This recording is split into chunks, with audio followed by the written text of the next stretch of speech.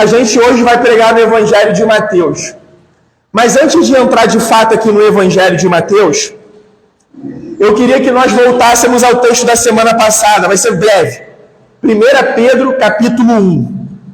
Eu não sei se vocês lembram que semana passada o tema da nossa mensagem foi: sejamos santos, pois o nosso Deus é santo. Sabe o que é maravilhoso na palavra de Deus, nos estudos bíblicos? Porque toda essa palavra ela se conecta. Eu não estou querendo dizer que ela está sempre em todos os textos falando sempre a mesma coisa. Não, não é isso. Mas ela é toda conectada e apontando para uma pessoa só. Quem é essa pessoa, irmãos? Jesus Cristo. Esta palavra é maravilhosa. E eu vou ser sincero para vocês, sabe? Eu amo, como eu já falei, eu amo o ambiente, eu amo o contexto da igreja local. E nós precisamos compreender o seguinte, que cada igreja local, ela tem as suas particularidades. E o Senhor, Ele fala através dessas particularidades também. E sabe o que eu acho maravilhoso? Que o Senhor vem falando conosco mensagem após mensagem, mas a gente vai vendo que tudo vai se conectando. Sabe, o Senhor ele vai trazendo uma linha construtiva e uma linha lógica à sua igreja. Ele vem falando a nossa realidade, ele vem falando as nossas vidas. Sabe o que eu acho maravilhoso também nessa palavra? Irmãos, olha quantas histórias diferentes aqui. Olha quantas famílias diferentes, com demandas diferentes, com angústias diferentes, com problemas diferentes. Sim, tem coisas que se parecem, mas olha quantas coisas diferentes. E uma mesma palavra, ela tem a capacidade de falar no coração de cada um de nós. Uma mesma palavra, ela vem responder diferentes inquietações. Ela vem responder diferentes dificuldades. E se vocês observarem aí comigo, 1 Pedro, capítulo 1, versículo 16, que foi onde nós terminamos a nossa exposição.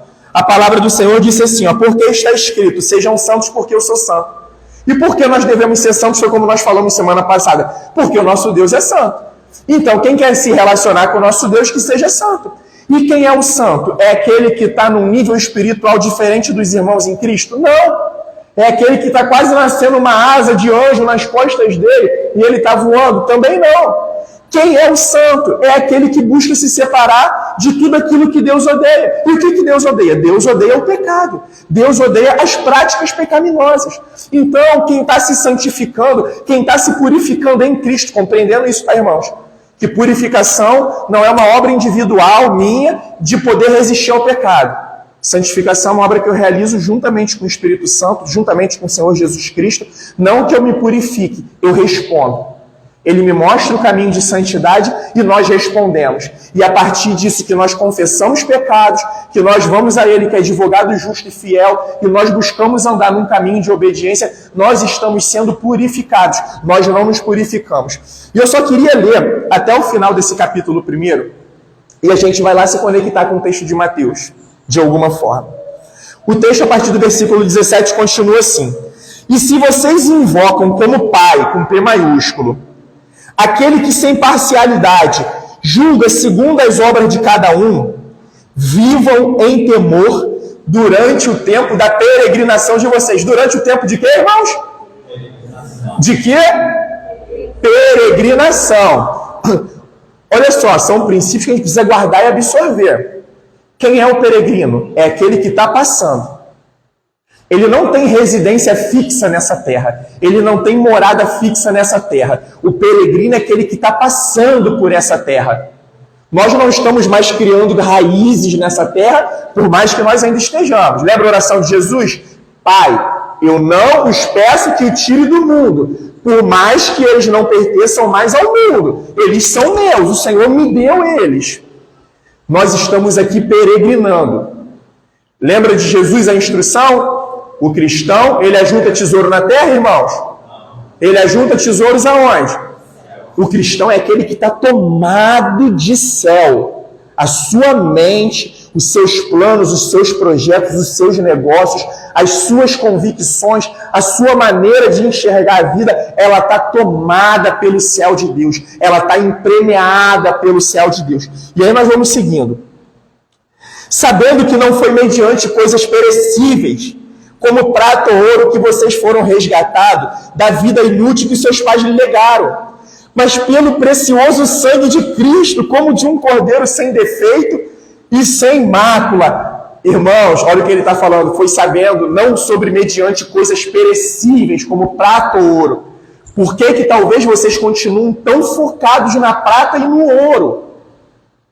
Se foi através de coisas incorruptíveis, que vocês foram chamados pelo precioso sangue de Cristo, como de um cordeiro sem defeito e sem mácula. Aí o texto vai seguindo, olha só. Ele foi conhecido antes da fundação do mundo, mas foi manifestado nestes últimos tempos em favor de vocês.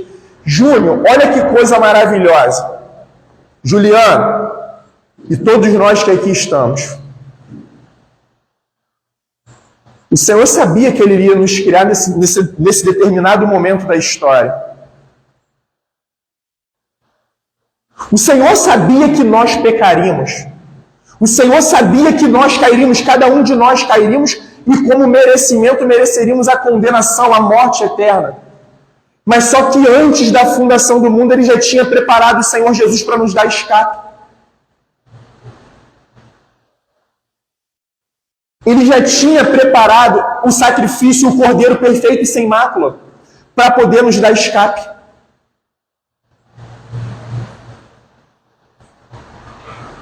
Ele foi manifestado nestes últimos tempos em favor de vocês. Por meio dele, vocês creem em Deus, o qual o ressuscitou dentre os mortos e lhe deu glória, para que a fé e a esperança de vocês estejam em Deus, tendo purificado a alma pela obediência à verdade. Pai, santifica-os na verdade, a tua palavra é a verdade. E com vistas ao amor fraternal, não fingido, amem intensamente uns aos outros de coração puro, porque vocês foram regenerados não de semente corruptível, mas de semente incorruptível, mediante a palavra de Deus, a qual é viva e permanente. Sabe por quê? E aí ele finaliza aqui esse capítulo. Porque toda a humanidade é como a erva do campo, e toda a sua glória é como flor da erva. A erva seca e a flor cai, mas a palavra do Senhor permanece para sempre. Esta palavra é o evangelho que foi anunciado a vocês. Essa palavra, irmãos, ela aponta para um Senhor, e se vocês quiserem abrir no texto que nós falaremos hoje de fato, capítulo 11 de Mateus, a gente vai falar do versículo 25 ao 30. Capítulo 11 de Mateus, nós falaremos do versículo 25 ao 30.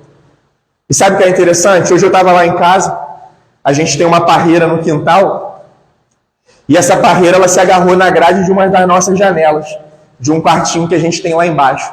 E há pouco tempo essa parreira ela estava linda, linda, linda, linda. Ela não produz tanto, mas produziu uns cachinhos de uvas, né? Pouquinhos, mas produziu. Conseguimos comer uma uva docinha, alguma não deu, estava bem azeda, mas comemos umas docinhas. E agora ela está secando. E aí hoje eu estava nesse mesmo quarto separando uma roupa para poder vir para cá. E aí pela janela eu peguei a folha. Aquelas folhas que eram bonitas, que estavam vistosas, cheias de vida. Seca, seca, seca. Cara, ao pegar a folha e apertar a folha, ela desmanchou. E essa é as nossas vidas. E isso é bíblico. Tiago, o que é a vida? A vida não é como um vapor? A vida não é como uma neblina que aparece e que logo se dissipa? Não tem às vezes quando a gente acorda aí cedinho, tá aquela neblinada, né? De repente, realmente, você está fazendo alguma coisa em casa e espantou, ou está fazendo alguma coisa no seu trabalho e espantou, já dissipou tudo, já sumiu tudo. E é para esse texto aqui no Evangelho de Mateus, é nesse sentido que nós conversaremos. Sabe por quê, irmãos? O Senhor está alertando as pessoas. O Senhor está alertando o povo dele em primeiro lugar. E eu queria pedir algo aos irmãos do fundo do coração. Irmãos, permanecemos, perseveremos, sabe? Por mais que se levante dificuldades, problemas, permanecemos para nós estarmos juntos aqui no culto. Porque isso nós encorajamos nossos irmãos. Nós mostramos para os nossos irmãos que a gente está resistindo não apenas por nós, pelo Senhor, claro, em primeiro lugar, mas de certa maneira por eles também. Nós estamos aqui uns pelos outros. Lembra a instrução aqui que nós vimos aqui em Pedro? Amem com amor fraternal, mas não com amor fingido. Irmãos, nós somos hoje numericamente, só dando um exemplo, uma igreja pequena, numericamente falando. Mas a gente não tem noção como os nossos irmãos estão passando aflições. Como que os nossos irmãos estão sendo bombardeados. E quando eu falo aflições, não é assim já de uma pessoa, de um grupo específico, não. É da vida. É da vida. Quando eu falo sobre as aflições, e é nesse contexto que o Senhor Jesus chega. É quando Ele fala, vocês que estão vocês que estão cansados e sobrecarregados, venham até a mim. Venham até a mim. E eu queria ler esse texto com vocês. Sabe o que é maravilhoso? Ó, a gente hoje aqui nessa abordagem, a gente vai encontrar um Deus soberano, um pastor gentil e um pai amoroso. O nosso Deus reúne tudo isso e muito mais, meus irmãos. E muito mais, mas eu quero repetir. Nós vamos encontrar um Senhor soberano, mas nós também encontraremos um pastor gentil e um pai amoroso. Um exemplo, olhando para a família de Juliano, para os outros pais aqui, quando a gente olha os outros pais, vendo Levi agora no colo da Lalá, vendo Alice no colo de Dai, a gente guardando os nossos filhos, a gente amando, estava com o Rodrigo e vem para cá. Irmãos, o nosso Deus é assim conosco. Pode ter certeza, por mais que Ele seja o Deus Santo, Todo-Poderoso, separado de todo o mal, eu tenho certeza que vocês já experimentaram desse colo. Num momento de angústia, num momento de aflição, vocês experimentaram esse colo do nosso Pai. Ele não permita, irmãos, que o diabo roube da gente esse lugar, através das mentiras dele. O Senhor é esse Pai amoroso que põe no colo, que cuida de nós, que se compadece da gente. E o que Ele está fazendo conosco o tempo inteiro? Nos realinhando, nos reconfortando, nos animando. E isso não é uma questão de antiga, de nova aliança, não. Lembra lá o profeta Isaías? Quem dá ânimo ao cansado? O Senhor. Quem dá força ao abatido? O Senhor. Quem revigora as nossas forças? O Senhor. Versículo 25, meus irmãos. Capítulo 11. E a palavra do Senhor diz assim: por aquele tempo Jesus exclamou: graças te dou, ó Pai, Senhor do céu e da terra, porque escondeste estas coisas do sábio e instruídos, e a revelastes aos pequeninos. Sim, ó Pai, porque assim foi do teu agrado. Tudo me foi entregue por meu Pai. Ninguém conhece o Filho a não ser o Pai, e ninguém conhece o Pai a não ser o Filho, e aquele a quem o Filho quiser revelar. E aí vem o convite do Senhor Jesus: venham a mim todos vocês que estão cansados e sobrecarregados, e eu os aliviarei. Tomem sobre vocês o meu jugo e aprendam de mim, porque eu sou manso e humilde de coração, e vocês acharão descanso para a sua alma, porque o meu jugo é suave e o meu fardo é leve. Venham, tomem, aprendam. Imperativos do Senhor nas nossas vidas. Irmãos, a gente também tem falado aqui, culto após culto, ensino após ensino.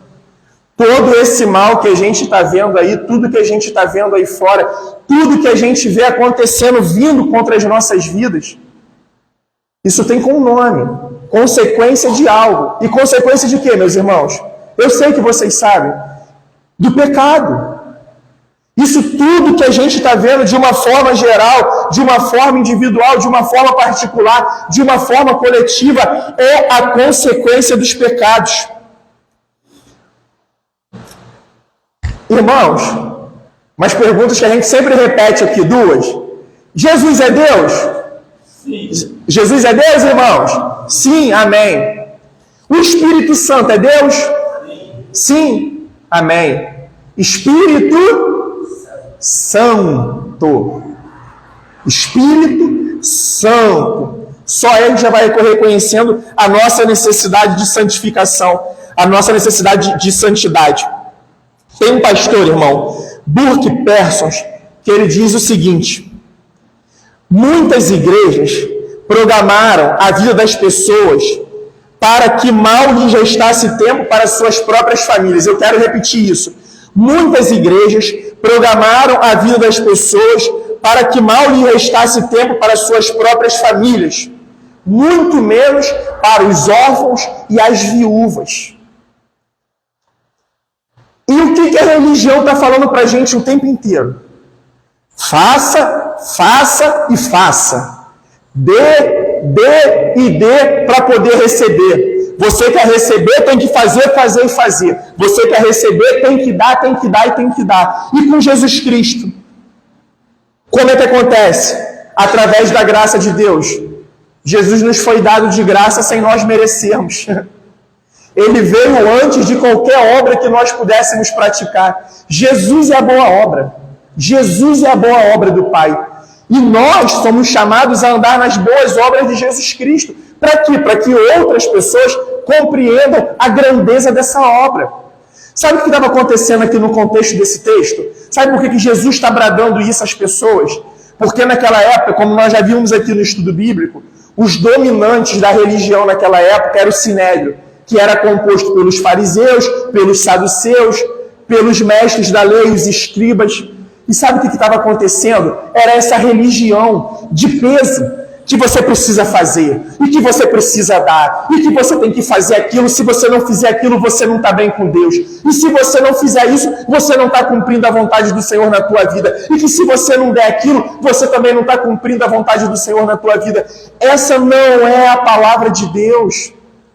Essa não é a prerrogativa do Senhor e nunca foi a prerrogativa do Senhor. Jesus, naquele determinado momento da história, eles estavam vendo que a religião, ela cansava as pessoas, ela abatia as pessoas. Por quê? Além das regras que a palavra trazia, por mais que o evangelho nunca foi um conjunto de regras, por mais que dentro do evangelho tenha regras, tem aquilo que é devido ser feito e aquilo que não é devido ser feito, mas o evangelho não se resume a isso, a uma lista de pode e não pode. O evangelho é o poder de Deus para a salvação de todo aquele que nele crê, e a gente não pode esquecer isso nunca. O evangelho é a obra que o Senhor realizou através da vida do seu Filho Jesus Cristo. E Jesus vendo tudo aquilo que estava acontecendo, tudo aquilo que estava se abatendo, e inclusive, sabe, irmãos, nós precisamos pregar e falar abertamente o que tem que ser falado. Sabe por que muitas igrejas hoje, elas estão se tornando com cara de empresa? Muitas igrejas estão lançando, sabe, coisas em cima das pessoas que precisam fazer. Porque quanto mais pessoas envolvidas nesse ambiente, você aumenta a arrecadação. Nós aqui entendemos no Senhor que nós não faríamos um momento específico para oferta. Por quê? A gente tem orado a Deus que as pessoas, que os irmãos em Cristo, através de uma compreensão bíblica saudável e natural, elas compreendam que ofertar, que dividir faz parte das suas vidas. Que ofertar numa igreja local que seja saudável, que seja comprometida com o Senhor e com vidas, é o que deve ser feito. Eu tenho certeza que o cristão, o convertido, ele não foge disso, ele não corre disso, ele tem compreensão. Ele tem compreensão. Porque o seu Senhor fala, é muito melhor dar do que receber. O Filho do Homem não veio para ser servido, o Filho do Homem veio para servir, e inclusive servindo com a própria vida, a dano por benefícios, a dano em resgate de muitos. E sabe o que eu acho maravilhoso? Outra coisa, quando a gente vê, vem dar, porque senão o gafanhoto, ele vai entrar na sua vida. O gafanhoto lá de Malaquias, irmãos, o gafanhoto de Malaquias é gafanhoto, é inseto. O gafanhoto de Malaquias não é demônio que vai entrar na sua vida. Se você não contribuir, ele vai entrar na sua vida e vai comer todos os teus celeiros. O gafanhoto no texto de Malaquias é um gafanhoto, é um insetinho, como a gente vê aparecendo na nossa casa. E sabe o que é maravilhoso? Como eu estava falando, o Evangelho de João, Jesus traz uma perspectiva de obediência que eu acho maravilhosa. E eu sei que os irmãos também conhecem esse texto bíblico. Aqueles que me amam são aqueles que me obedecem também, me seguem, me obedecem. Aqueles que me amam são aqueles que me obedecem. É por amor, irmãos. Porque Deus amou o mundo, Ele deu. Não foi porque Deus deu para poder cobrar do mundo, não. Ele deu porque Ele amou. E quando nós amamos com o amor dos altos céus, nós damos, nós nos doamos, nós temos prazer em servir, nós temos prazer em entregar. Nós temos prazer em estender a mão. A gente não consegue ficar em paz vendo um irmão passar dificuldade. Por quê? A gente está dominado por esse amor dos altos céus. Esse é o Evangelho, irmãos. Esse é o Evangelho. É como nós temos falado aqui. O Evangelho, o culto ao Senhor, ele não é um evento. Que isso? A centralidade do culto não é nem os cristãos. A centralidade do culto é Jesus Cristo, irmãos. A centralidade do culto é o nosso Deus, é o nosso Senhor. A gente não prepara culto para X, para Y, para B. O culto é ao Senhor. Cristãos salvos se reúnem para adorar o Senhor. E no meio da adoração, no meio da fé dos santos, o Senhor salva, o Senhor cura, o Senhor liberta aqueles que ainda não compreenderam a santa e poderosa mensagem do Senhor. Por quê? Porque Ele é bom, porque essa é a obra dEle, essa é a vontade dEle, do Pai, em Cristo Jesus. Irmãos, como que o mundo faz com a gente? Uma eterna competição, não é? Você precisa ser o melhor. Você precisa se colocar em primeiro lugar. Custe o que lhe custar, você tem que prevalecer sobre as pessoas. Você precisa fazer cumprir as tuas vontades em primeiro lugar. Você é merecedor. Só você sabe o quanto que você dá duro. Seguir o caminho que pastor prega, que teus irmãos pregam, que as pessoas falam, que Jesus diz. Não. Você precisa seguir o teu caminho, porque quem constrói a tua história é você. Mais ou menos como um rock dos anos 80 ou 90, não lembro, cantava. Cada um por si, Deus contra todos. Essa é uma verdade, irmãos? Não! Não! É tudo ao contrário no reino de Deus. Aquele que quiser vir após mim, Jesus fala o quê? Negue-se a si mesmo, depois tome tua cruz, depois siga-me, seguir a Ele, segundo o curso dele, segundo a vontade dele. E sabe por que a gente muitas vezes não consegue ficar em paz? Nós estamos cansados, sobrecarregados, porque nós estamos seguindo o conselho, o curso desse mundo. E nós não estamos seguindo o curso da vontade do Senhor, a palavra de Deus. E a palavra de Deus nos traz calmaria em meio às tempestades. Em meio às tempestades. Sabe por quê? Andar com Jesus não é ausência de tempestade, mas é a certeza que no momento certo Ele vai falar, cala-te. Ele vai dar ordem à tempestade e ela vai se acalmar. Até surgiu uma nova tempestade. Mas sabe qual é a melhor certeza de todas? Que Ele falou que Ele estaria conosco até o fim. Até o último momento. E nós vamos retornar aqui ao texto para voltar aqui à exposição da mensagem de hoje. Eu só queria subir um pouquinho mais com vocês, para vocês terem uma compreensão, no versículo 20. Olha o que Jesus começa falando no versículo 20. Então Jesus começou a repreender as cidades nas quais Ele tinha feito muitos milagres, pelo fato de elas não terem se arrependido. E Ele começa, ai de você, Corazim, ai de você, Betsaida, porque se em Tiro e em Sidom se tivessem operado os milagres que foram feitos em vocês, há muito que eles teriam se arrependido com pano de saco e cinza. Mas eu digo a vocês que no dia do juízo haverá menos rigor para Tiro e Sidom do que para vocês. E você, Cafarnaum, que pensa que será elevada até o céu, será jogada no inferno. Porque se em Sodoma tivesse se operado os milagres que foram feitos em você, ela teria permanecido até o dia de hoje. Mas eu digo a vocês que no dia do juízo haverá menos rigor para a terra de Sodoma do que para você. Sabe o que o Senhor está falando aqui, traz de ensinamento para a gente?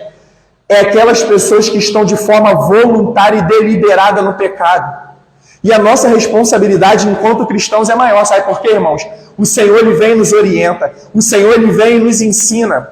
E quando nós seguimos o caminho contrário, é como se nós estivéssemos virando as costas ao próprio Deus. É como se nós estivéssemos negando a palavra do nosso Senhor. E o que Ele está falando para essas cidades aqui é justamente isso. Ele está falando, olha só, Ele está falando das cidades de Israel. Se nas cidades dos gentios eu tivesse operado os milagres que eu operei entre vocês, eles teriam se convertido. Mas olha a consequência do pecado. E olha que mensagem forte Ele fala para Cafarnaum, irmãos. Você acha que você será elevado até os altos céus? Foi o que a Babilônia, está lá no livro de Daniel, era o que a Babilônia achava. E o que o Senhor fez com Nabucodonosor? O que o texto bíblico conta? Que ele ficou de quatro pastando, comendo grama, e Cafarnaum cheia de arrogância. E sabe o que acontece, irmãos? O Senhor Jesus, Ele veio para o perdido, Ele veio para o doente, Ele veio para aquele que se reconhece pecador.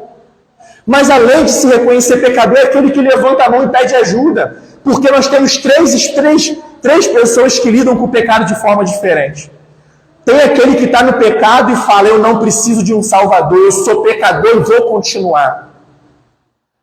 Tem aquele que reconhece que está no pecado, que está errado, mas não levanta a mão. Não clama por ajuda, não se arrepende. Não pede ajuda ao Senhor para poder mudar o curso. Mas tem aquele pecador que está genuinamente arrependido e que está lutando diariamente contra as suas más inclinações. E o Senhor, aqui nesse contexto, Ele está falando sobre a soberba dessas cidades, a soberba do povo que habitava essas cidades, que eles achavam que não precisavam de um salvador pessoal. Aí eu posso rejeitar Jesus e o seu discurso e a sua mensagem. Eu não careço, eu não preciso de um salvador pessoal. Eu posso seguir o meu curso da maneira que eu quiser. Eu posso continuar da maneira que eu quiser. E aí o texto continua agora no versículo 25. E o Senhor Jesus diz assim, por aquele tempo Jesus exclamou. Por qual tempo? A gente precisa lembrar que isso daqui é Mateus escrevendo o seu evangelho, o seu relato. Por aquele tempo. Sabe o que significa por aquele tempo? Lembra aquele tempo ao qual todo mundo se admirava, todo mundo se maravilhava dos ensinos de Jesus, de tudo que ele estava ofertando, as pessoas vendo curas e milagres, e as multidões vindo com os seus doentes, o Senhor expulsando demônios, e as pessoas trazendo cada vez mais pessoas possuídas por espíritos malignos, multiplicação de pão, multiplicação de peixes. Mas aí Jesus começa a apertar o seu discurso. Jesus começa a apertar o seu discurso. Nós vimos isso no Evangelho de João, logo após a segunda multiplicação. Ele falou, agora aquele que quiser ter parte de mim, vai ter que beber do meu sangue e comer da minha carne. O que isso significa? Vai ter que renunciar. Vai ter que entrar pelo caminho da cruz. Eu estou indo pelo caminho da cruz. Você quer um caminho da vida eterna? Quer um caminho da coroa celestial? Entra no caminho da cruz comigo. Sempre antes da coroa tem uma cruz. E qual foi a primeira coroa que entrou na cabeça do Senhor Jesus, irmãos? Foi a de espinho ou foi a do Pai? Foi a de espinhos. Porque o texto bíblico que depois ele recebeu por herança, por ter cumprido toda a vontade do Pai, ele foi coroado o Rei dos Reis, o Senhor dos Senhores. Mas entrou uma coroa de espinhos na cabeça do nosso Senhor. E por que a gente acha que com a gente vai ser diferente? E por que Mateus já escreve assim, por aquele tempo? Porque nesse momento o ministério do Senhor Jesus já tinha passado a popularidade. Agora o ministério dele já estava as pessoas, além dos líderes, as pessoas já estavam começando a rejeitar.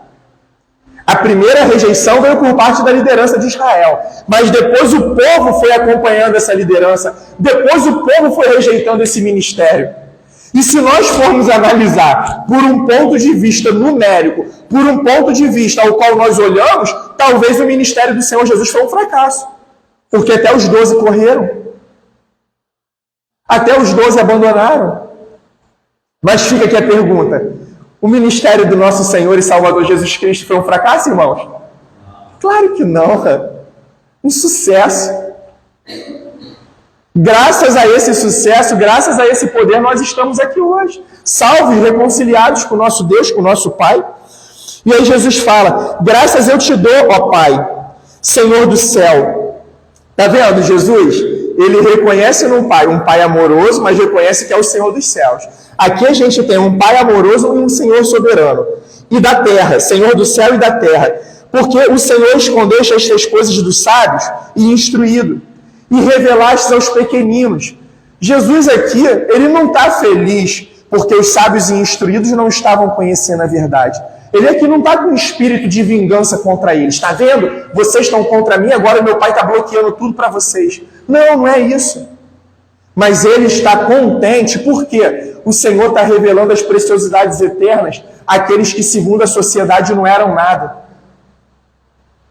Talvez somos nós, irmãos, esses que olham para a gente, olha lá quem eles pensam que eles são.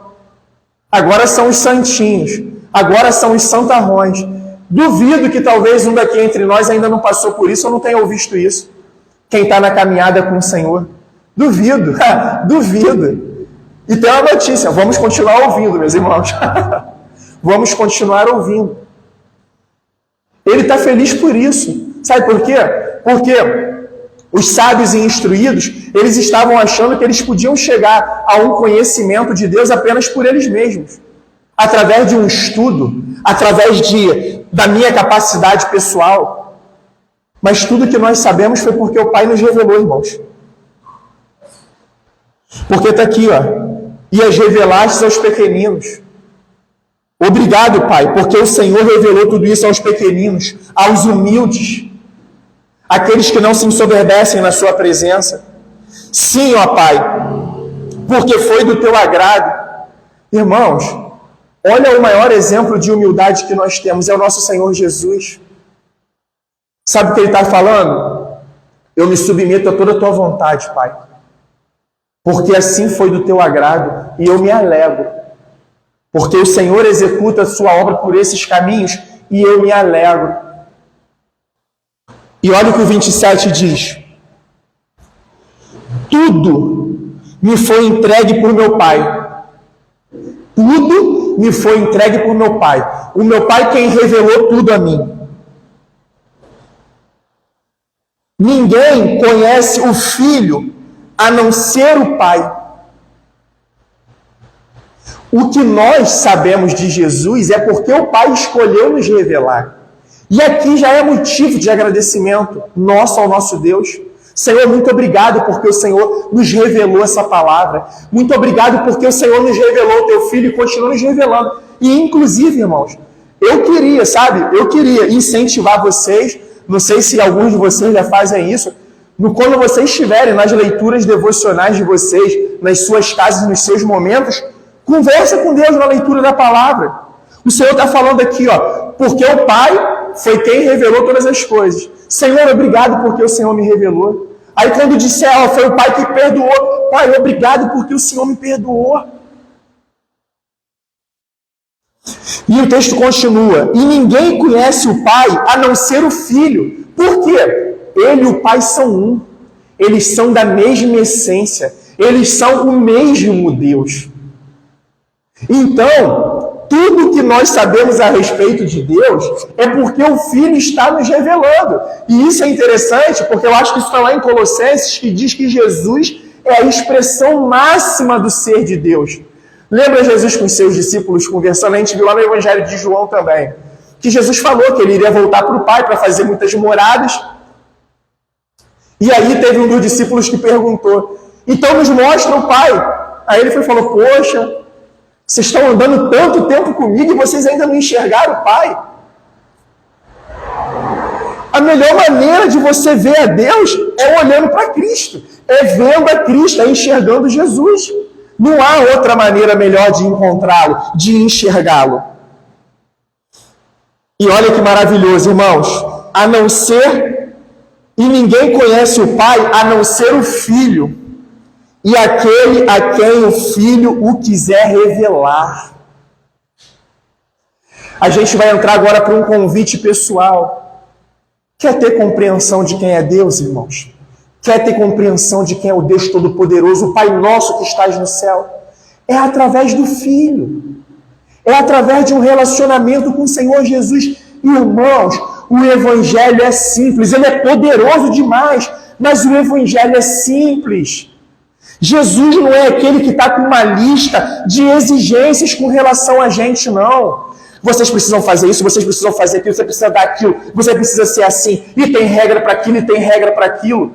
E os fariseus criaram regras em cima de regra. E Jesus falou, olha só, vocês são tão hipócritas que vocês criam regras atrás de regras. Vocês atam fardos pesados em cima desse povo, mas vocês mesmos não carregam esses fardos.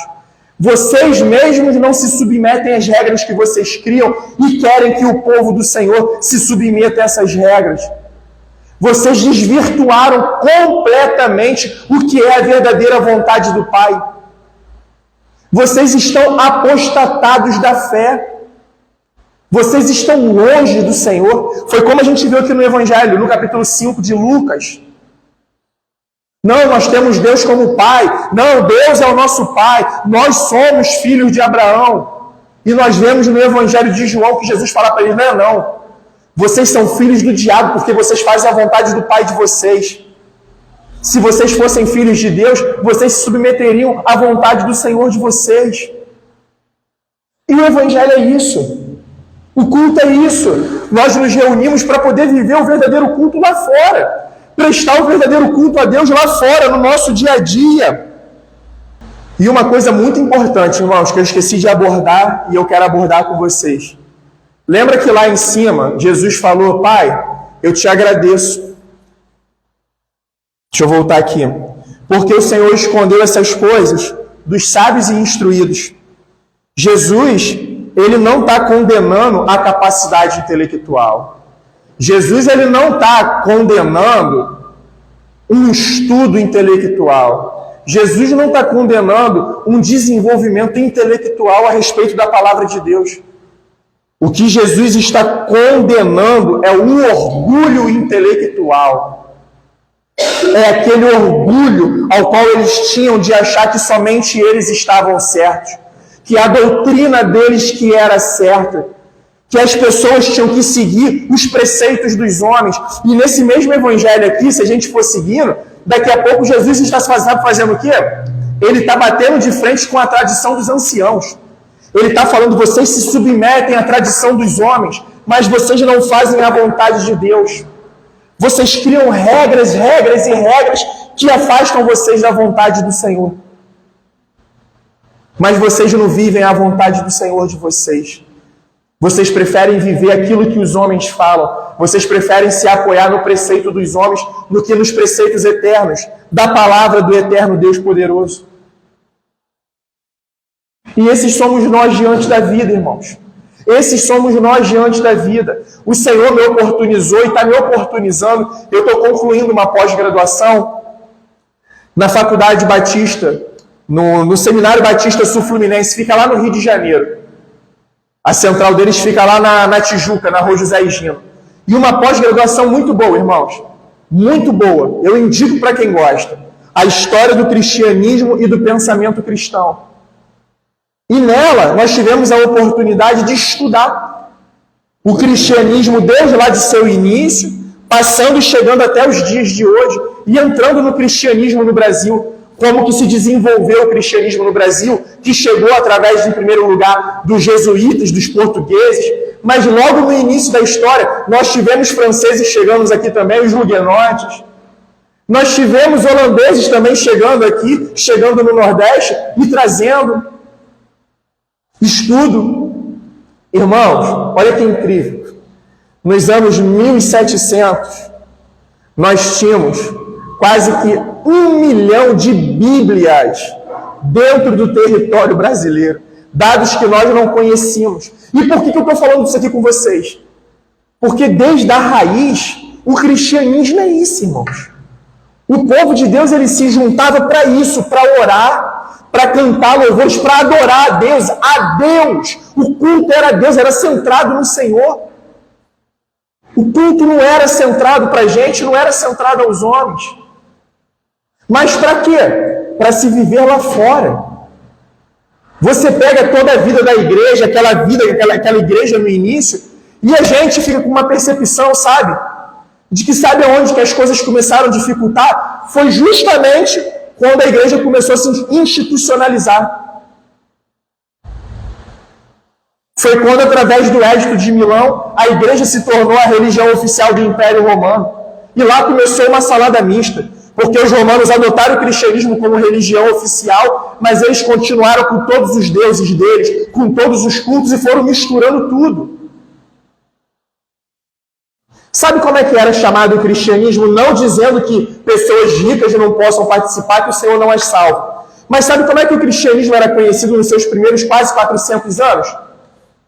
Religião de pobre, religião de humilde.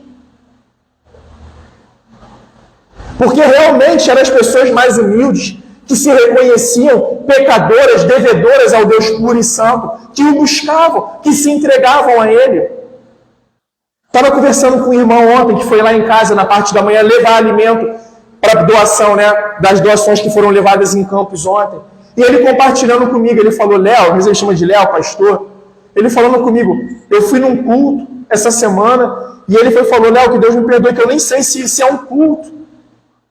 Se lê um versículo, se conta uma história que não tem nada a ver com o texto bíblico, e acabou tudo.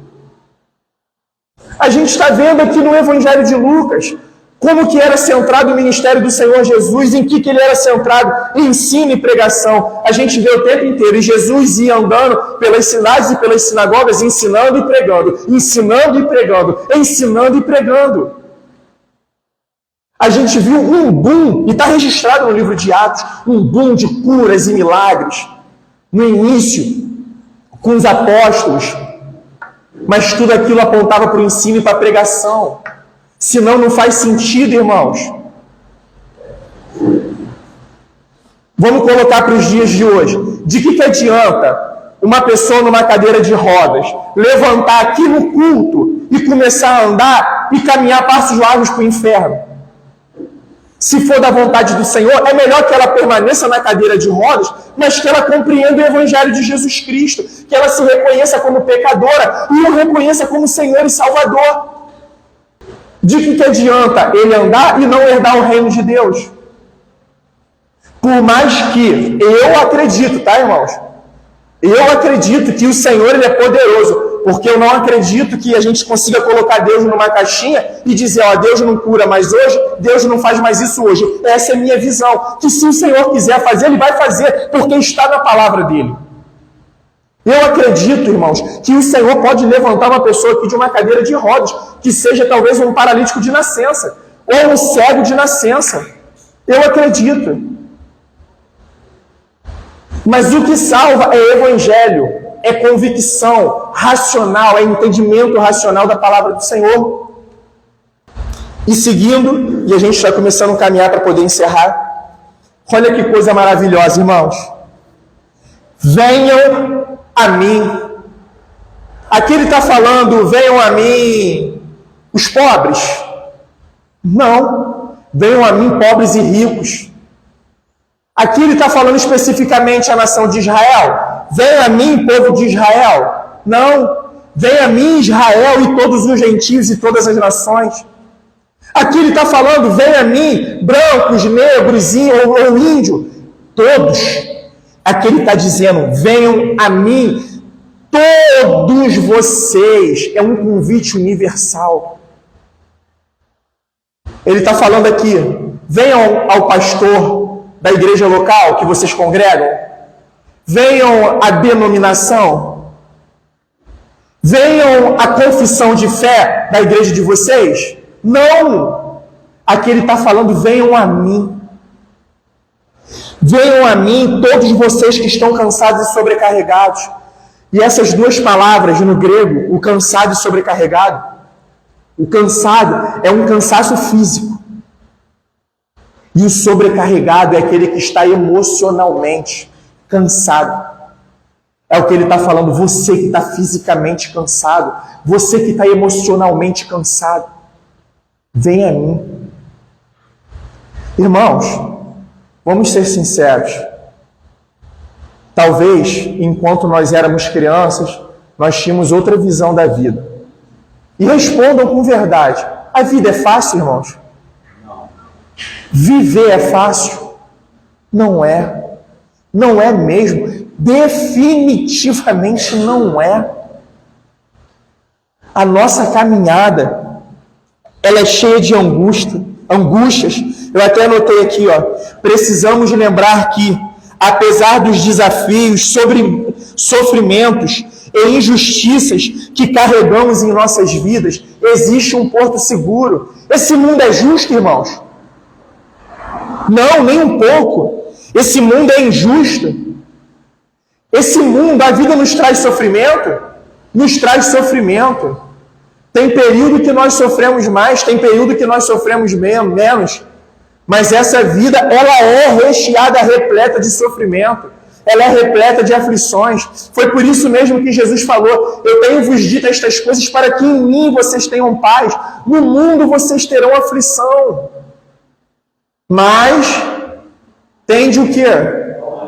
Por quê? Ele venceu. Ele não vai vencer. Ele venceu, irmãos. E ele diz: venham a mim. Olha o imperativo: venham. É necessário ir. Ele não está dizendo fique parado que eu vou até você. Ele está falando: venham a mim, vocês que estão cansados e sobrecarregados, e eu lhes darei alívio, e eu os aliviarei. Sabe por quê, gente? A religião é essa que joga peso em cima da gente. Você precisa fazer, fazer e fazer. Você precisa dar e dar. Quer receber, precisa fazer, fazer e fazer. Quer receber, precisa dar e dar. Com Jesus é diferente. Com Ele é o contrário. Ele nos chama ao alívio. Ele nos chama a nós caminharmos com Ele.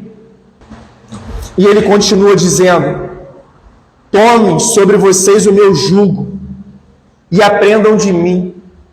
Talvez vocês já ouviram isso.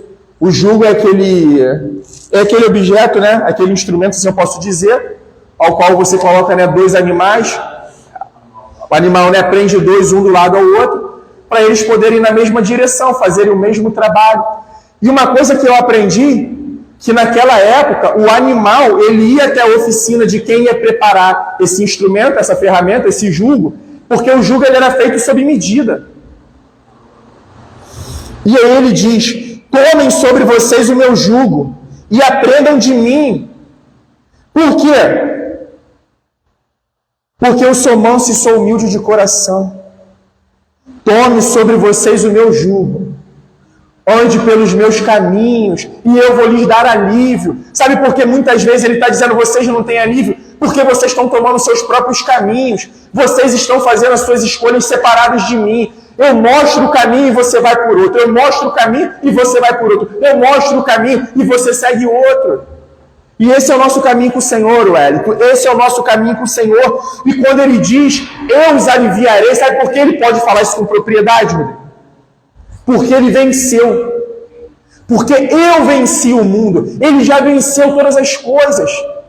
A gente está vendo todo mundo aí, irmãos, correndo atrás de dinheiro, correndo atrás de sucesso, correndo atrás de fama, e as pessoas querendo mais imóveis. Chegou um imóvel, ela quer outra, e as pessoas sufocadas, buscando, uma busca incessante que não acaba nunca. E sabe quando essa busca vai acabar? Nunca realmente, se ela não estiver preenchida pelo Senhor Jesus.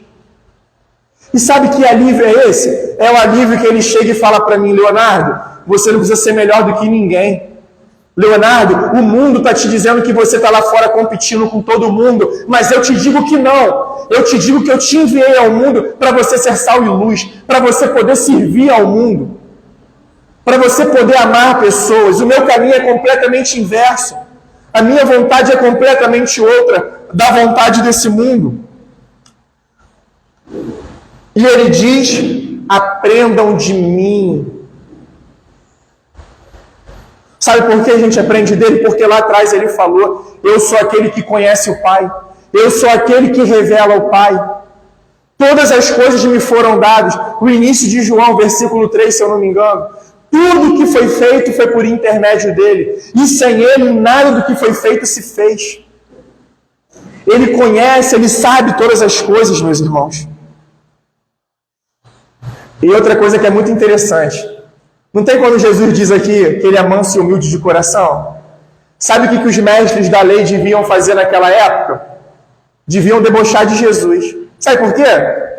O que os mestres ensinavam é que eles não poderiam ser mansos e nem humildes.